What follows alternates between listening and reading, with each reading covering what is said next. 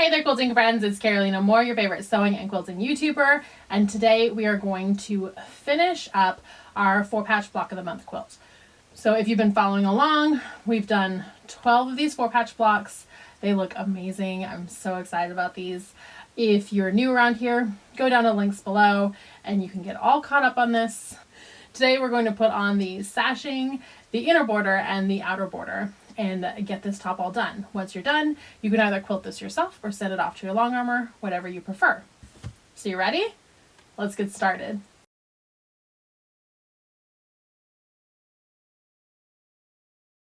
So I have my blocks and I went ahead and gave them a press already. I wanted them nice and flat, especially if you've been doing this over 12 months. They might have gotten a little folded or wrinkled. You want to give them a good press and then you can square them up.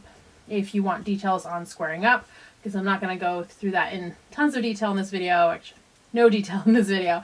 I have a video that is super detailed on squaring up. So if you want a primer, a tutorial on squaring up, get to that video and that will tell you all you need to know about squaring up blocks and ways that you can fix blocks if they didn't quite make it to the size that you needed them. Okay, then I went ahead and I've cut most of my pieces already. I put these out of the way. There we go. Okay.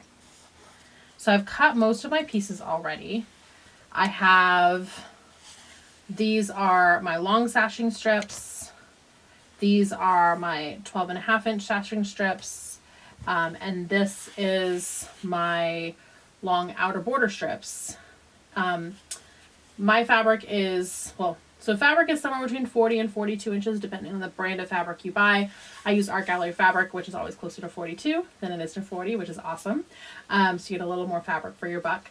So this is a little over, it's definitely over 40 inches, but it's not enough to make our long inner border strips.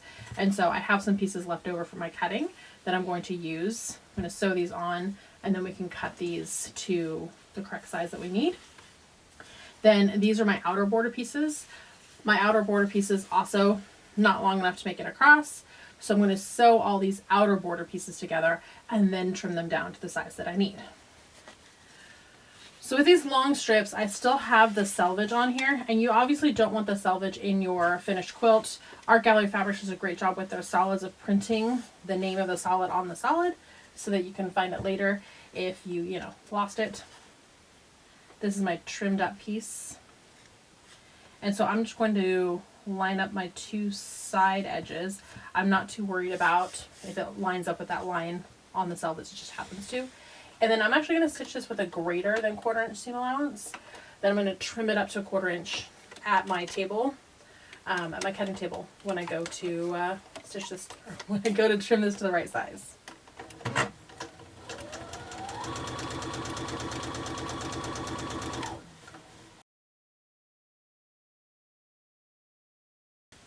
And I'm also going to stitch these together. If you picked a solid for your outer border, which could look amazing, make sure that you pick which is the right side of your solid. So you can see on this one, this fabric has a wrong side and a right side, obviously. But if you're using a solid, you can always tell which is the wrong side and which is the right side.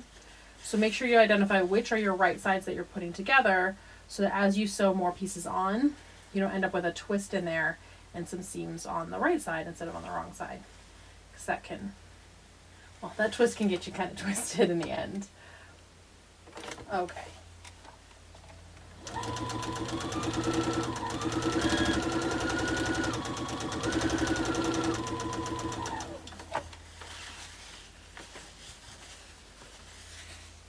So I'm doing this similar to how we would sew binding, in that I'm adding one piece and the next piece and the next. I am not, however, doing it on an angle, on a bias angle.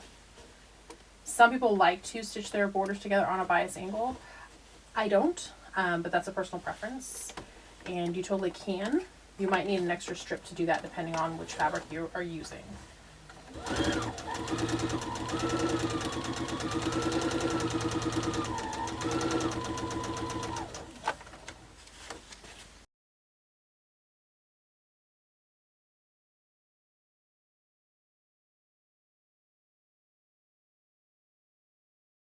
So I have all these now sewn together. I'm going to set them aside for a minute. We're going to work on the next step.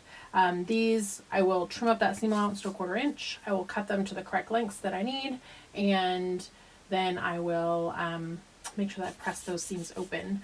Normally I press all my seams to one side. In the case of borders, because the seam isn't getting in the way and we don't need to nest it anywhere, I usually press them open, and that just spreads the bulk out. Since there's no other of our different rules for which way do you press that takes hierarchy, I just press them open. But you can absolutely press them on one side, that's also fine. So set these aside. I'm going to grab my blocks and we're going to start putting the sashing on our blocks. So I have my blocks and I have my sashing, and there are 8 pieces of sashing and 12 blocks. So simple math, 12 blocks, 8 pieces of sashing. 4 of these blocks will not have a sashing on the right hand side, because we're going to attach these on the right hand side. So go ahead and remove those from the pile, and then put the ones that do have sashing on the right hand side in the pile that we're going to add sashing, right? And make sure that all the rights are on the right side. That's the way that I do it, because I don't have a big design wall to lay them all out. If you have a gorgeous floor or design wall to lay out all your blocks and pick them up that way, you can do it that way as well. This is my small space. We're going to do it the small space way. So I'm following the layout that is in the pattern, and it's this pink, this green, this blue, and this green. And those are the ones that I'm not going to put sashing to the right side of. The rest I have here. You can now make sure that you have them all out so that this is the right side, and we're just going to add a sashing strip to the right side of all of these. Now when you add a sashing strip, you want it to be the same length as the block, and it helps to add the sashing strip so the sashing strip's on the bottom and your pieced parts are on top, and that way your pieced parts don't get caught up on anything down here and flip. So your smoothest piece is on the bottom. So I'm just going to line this up.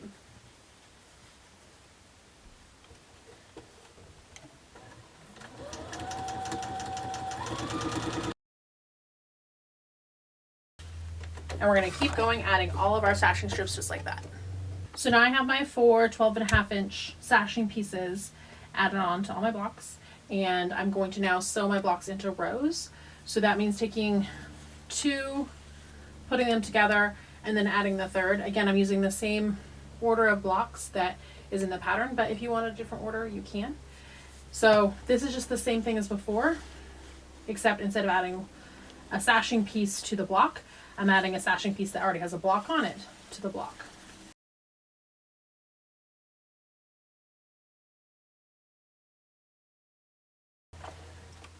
So we're going to keep doing that. I'm going to just start sewing all 4 rows like pairs. So 2 on the first row, 2 on the second row, 2 on the third row, 2 on the fourth row.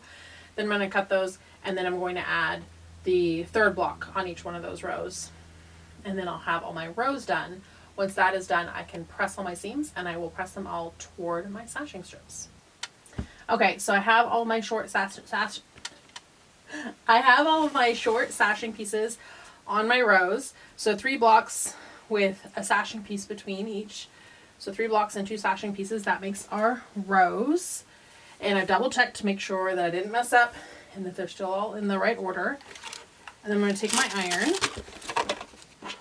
and I'm pressing this towards the sashing piece. So I'm just going to give it a press towards the sashing piece. And towards the sashing piece here.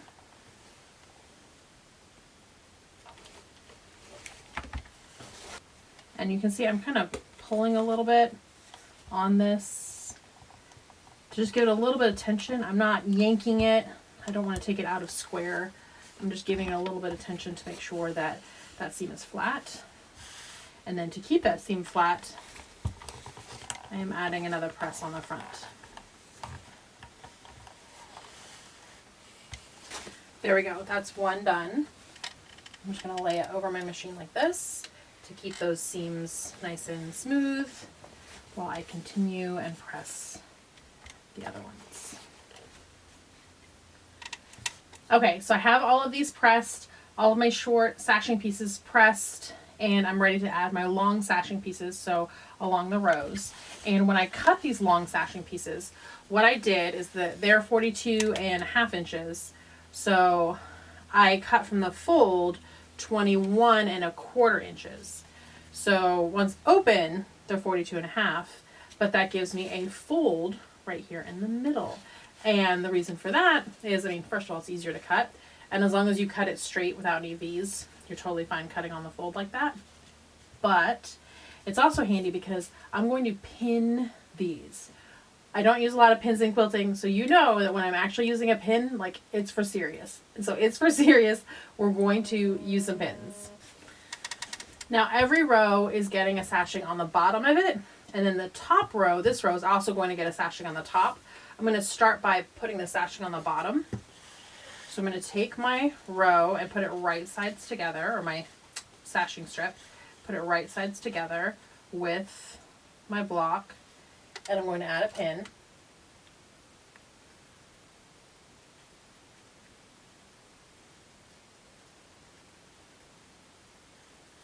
And in this case, I put the pin through twice just to give it some extra security. You don't really have to do that, but I just did here. And then I'm going to run it all the way across to the other side.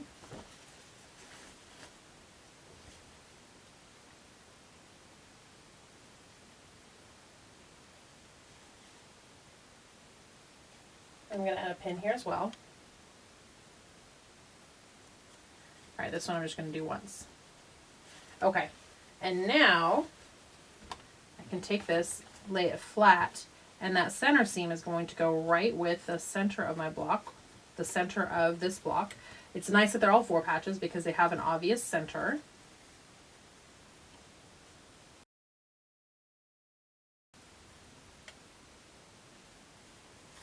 There we go. And now I'm going to lay this flat.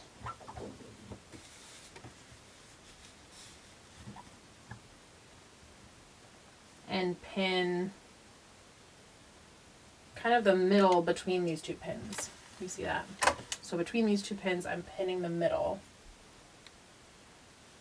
And that's just so that as we sew this, if there's any stretch in any of our fabrics, we're going to mitigate any of that stretch, and we're going to ease any difference across the whole thing. So let's say that our row is just a little too long or a little too short.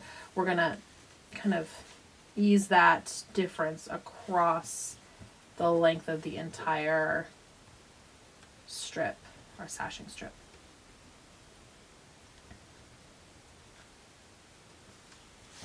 So there we go, and we're going to go ahead and stitch this.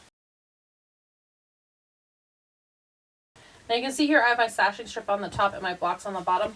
Probably should have done this the other way, but this is just kind of the way I started, so I'm going to keep going. And I'm just going to be really careful with these seams on the back and feel them to make sure they don't flip. And they stay put. And then when we come up to a pin, we don't ever stitch over our pins. We move it out of the way, and then we keep stitching. I know that there are people who take pride in just running right over their pins, but I have done that in the past and hit the pin just exactly and have that pin make a V right into the housing of my machine, and that can ruin a machine. I was really lucky. It messed up my timing. I had to take the machine in.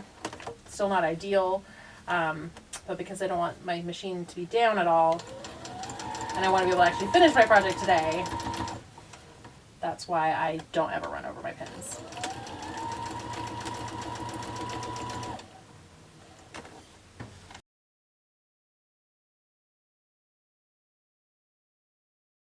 All right, I'm cutting this one off.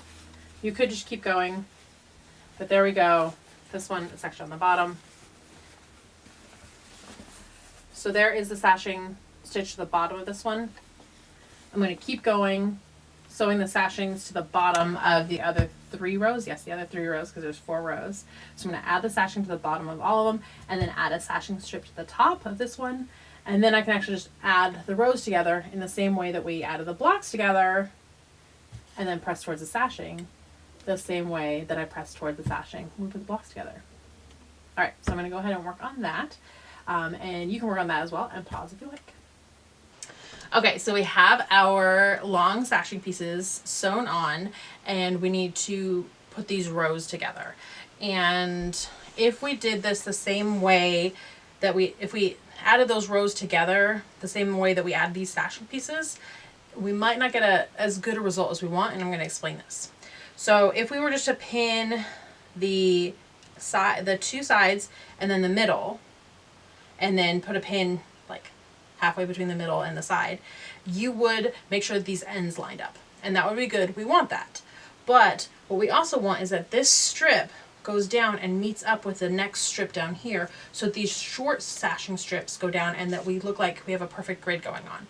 That's looks so good when this lines up with the next one and the next one, and they're not just like off a little bit. So here's how we make that happen. What you do is you take your ruler, and I'm going to use a little bit of a darker pen. This is a friction pen. It will turn white with heat, so it'll be fine on here. This mark would come back in the cold though, so especially on a light fabric like this, probably not the best idea for yours. Use a mechanical pencil, but I want to make sure that you can see these lines, and I've actually already drawn these lines on here. But you're going to line up along the edge of your block. You can make sure this is square, and then you're going to make your mark right there, and then you'll do the same thing on the other side and make a mark right there. And what that's doing is that it's extending the line here so that you know where that line extends to when we pin. Okay, so now we're going to pin. So now I'm lining up these two. Let me move these ones out of the way. There we go. So I'm going to line up these two, and I'm going to put a pin. You can see those two marks, so I'm going to put one mark right here. So I'm lining up that mark with the seam line.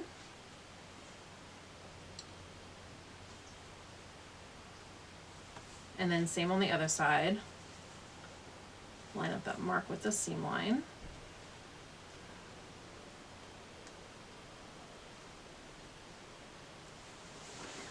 And then we're going to do the same with the next sashing set. And remember that we said earlier that I hate to pin, and so if I'm using pins, then I mean it. Well, I really mean it here. I'm using 4 pins here just to hold these in place.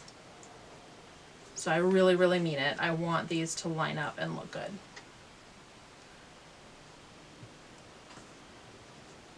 So there's a pin, and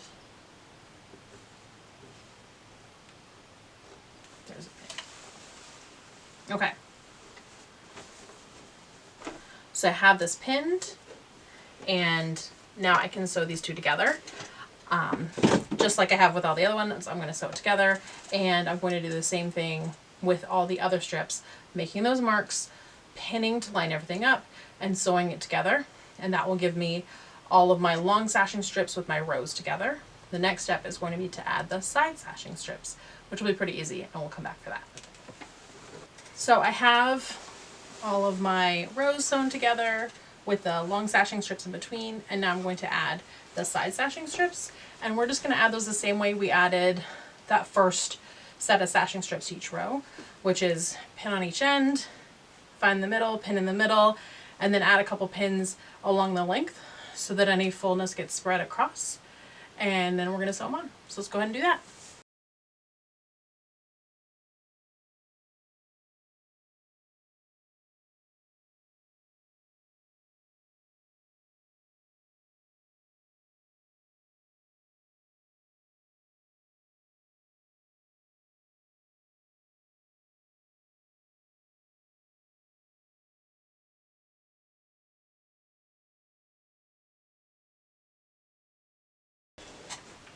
Okay, so I've added the side borders on, or the inner border, the side strips of the inner border on, and now we're just going to add our top and bottom borders same way that we just added these side borders, top, bottom, and then side, and then we're done. So I'm just going to go ahead and do that. We're going to start by taking our top and bottom strips and pinning them to the top and bottom. Again, pinning the two ends, pinning the middle, adding an extra pin or two between the middle and the side, and then stitching that on with our 1/4 inch seam.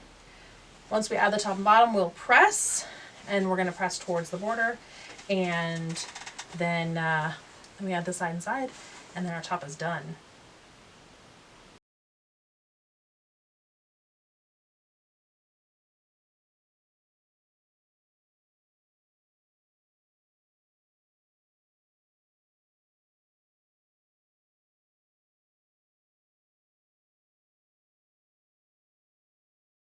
So we're adding those last side borders, and then I've got one more tip to show you before you can either quilt this yourself or send it off to your long armer. So let's add these, and then I'm going to show you my one last tip, especially because we used all these light colored fabrics on this.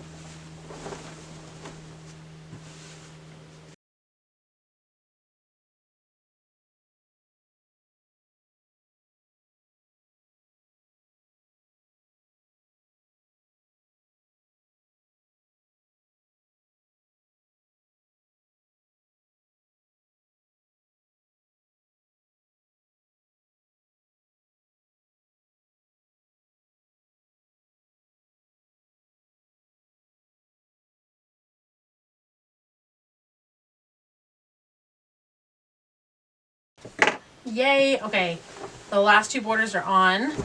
So other than giving this a good press, first making sure to press these borders, pressing the seams out towards those borders, and then just giving it all a good press, the quilt top is done. But now I did use a really light color fabric for the sashing, and when this is quilted, because of the bold colors that I have in here, that can cause a little bit of a problem. So especially like this pink here, what I want to do is come in and clip especially any of the colored threads away, because those will show up and bleed through the fabric, bleed through this white fabric, because of, with a white batting and then a white fabric, that bright pink especially is going to bleed through. So especially around these pink blocks, I want to make sure that I don't have any threads that need removing, and these are actually just pulling out really easily. So I can do that. You can clip them, but that will keep the front of your quilt looking really clean after it's all quilted, if you can get rid of as many of these pink threads as possible. So I clip these ones away. So yep, I'm going to go through, clip away those threads, give it a good press, check for any more threads, and then it's ready to be quilted. All right, friends, I hope you enjoyed this video. I hope you enjoyed this series. I really hope that you will share pictures online, email me, or send them to me on Instagram, pictures of your finished tops. I can't wait to see them. Thanks so much for watching, my friends. I will see you right here real soon. Bye for now.